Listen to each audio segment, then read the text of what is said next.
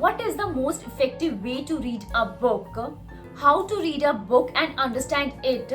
What are the ways to read a book and remember it? All these questions are already in your mind, or are you facing these same problems too? So today I am here to solve all these problems in this video, how to get the most out of the books.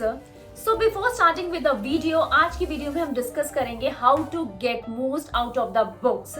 कैसे आप books को अच्छे से understand कर सकते हो और जो भी आप रीड करते हो कैसे आप अपने माइंड में याद कर सकते हो, कैसे आप बुक रीड कर सकते हो अच्छे से, वो सारे वेज और क्या क्या तरीके हैं बुक रीड करने के, वो हम आज की वीडियो में डिस्कस करेंगे. So if you like these types of informative videos, so please subscribe to our channel, like and share our video. Now let's start with the video how to get most out of the books. First is don't try to speed read without understanding. Remember the goal is to get most out of the books, not to finish the book. हमेशा याद रखो कि आपका क्या गोल है book read करने का, कि आपने उसमें से जितनी इन्फॉर्मेशन आप पढ़ सकते हो, जितनी इन्फॉर्मेशन आप गेन कर सकते हो वो करो. आपका गोल ये होना चाहिए, ये नहीं कि आपने बुक फिनिश करनी है जितनी जल्दी आप कर सकते हो. Don't read for the sake of reading but for getting benefit out of it. हमेशा ऐसे रीड करो कि आपको उसमें से बेनिफिट मिले, आपको समझ आए आप क्या पढ़ रहे हो, आपको अंडरस्टैंड हो. ये नहीं कि सिर्फ रीडिंग करनी है तो आप कर ही जा रहे हो, बस वो सिर्फ एक टाइम वेस्ट है.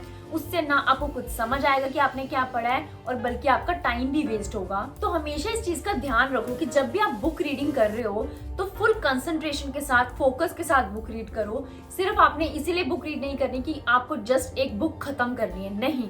आपने बुक रीड इसलिए करनी है कि आपको जो आप पढ़ रहे हो आपको वो समझ आए, आप उसमें से कुछ सीखो. Second is use bookmarks and highlights. These are obvious things but many people skip them. You must highlight the main points from the book.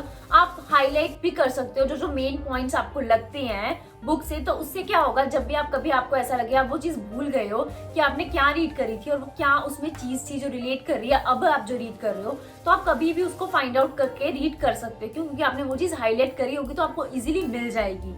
And उससे क्या होता है आप नोट्स भी बना सकते हो इजीली. एंड उससे क्या होता है आपको चीजें ना अच्छे से याद रहती हैं, आपने हाईलाइट करी होती है, बुक मार्क्स यूज करे होते हैं, तो उससे आपको क्या होता है आपको याद रहता है कि आपने वहां हाईलाइट्स यूज करे थे, बुक मार्क्स यूज करे थे, तो आपको चीजें अच्छे से समझ आती है, अंडरस्टैंड कर पाते हो आप अच्छे से. Third is write down a summary what you have read. जब भी आप बुक रीड करते हो आप क्या कर सकते हो, साथ के साथ आप नोट्स भी बना सकते हो फॉर योर बेटर अंडरस्टैंडिंग. आपको उससे क्या होगा, आपको ही अच्छे से समझ आएगा. और after completing the whole book आप क्या कर सकते हो, समरी भी लिख सकते हो इन योर ओन वर्ड्स. अपने खुद के वर्ड्स पे आपने जो स्टोरी पढ़ी है, आपको जितनी समझ आई है आप वो राइट डाउन कर सकते हो. उससे क्या होगा आपको आइडिया मिल जाता है कि आपको कितनी अच्छे से बुक समझ आई है. और क्या होता है आपको कुछ चीजें नहीं समझ आती तो आप जब समरी लिख रहे हो तो तब आपको समझ आ जाती है.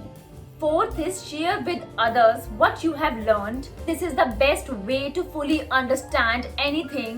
Whatever you have read, share it with others. जब भी आप कुछ भी रीड करते हो आप दूसरों के साथ शेयर करो, चाहे फैमिली के साथ, फ्रेंड के साथ, कुलीग के साथ, जिसके साथ भी आप कंफर्टेबल हो उनके साथ आप शेयर कर सकते हो कि मैंने ये रीड करा है. उससे क्या होगा आपको बेटर अंडरस्टैंडिंग होगी, आपको समझ आएगा कि आप जो बता रहे हो आपने वही रीड किया है या नहीं. और आपको ये भी पता लगता है, उससे क्लैरिटी भी मिलती है कि आपको वो चीजें याद रही हैं या नहीं. एंड जब भी आप कोई चीज किसी को समझाते हो तो उसको समझाने से ज्यादा आपको अच्छे से वो चीजें समझ आती हैं. तो जब भी आप कुछ भी रीड कर रहे हो आप दूसरों के साथ शेयर करो. Fifth is read the book if required. If you find a book extremely useful तो आप उसको रीड भी कर सकते हो. उससे क्या होता है आपको अच्छे से समझ आता है. कुछ पॉइंट्स होते हैं जो आपको नहीं समझ आए होते, वो आपको तब समझ आ जाते हैं जब आप बुक को रीड करते हो. बट हमेशा बुक वो रीड करो जो आपको यूजफुल लगे, जो आपको अच्छी लगे. आप ये सोचो कि हाँ मुझे इससे ये बेनिफिट हो रहा है बुक रीड करके, वही रीड करो बुक. ऐसा नहीं है कोई भी बुक आपने दोबारा उठा ली और आप रीड करने लग गए पर वो इतनी इंटरेस्टिंग या इतनी बेनिफिशियल बुक नहीं थी, तो उससे क्या होगा वो आपका सिर्फ टाइम वेस्ट है और कुछ नहीं है. क्योंकि अगर वो यूजफुल ही नहीं थी, आपको कुछ उसमें अच्छा ही लगा था, इंटरेस्टिंग ही नहीं लगी थी, तो आप दोबारा रीड करके भी वो टाइम वेस्ट ही कर रहे हो. तो हमेशा ऐसी बुक ही रीड करो जो आपको यूजफुल लगे और आपको इंटरेस्टिंग लगे. So these are the ways to get the most out of the books. So thank you for watching this video, and if you like this video please hit the like button. For more informative videos subscribe to our channel and press the bell icon for updates on writing, reading, publishing and new releases.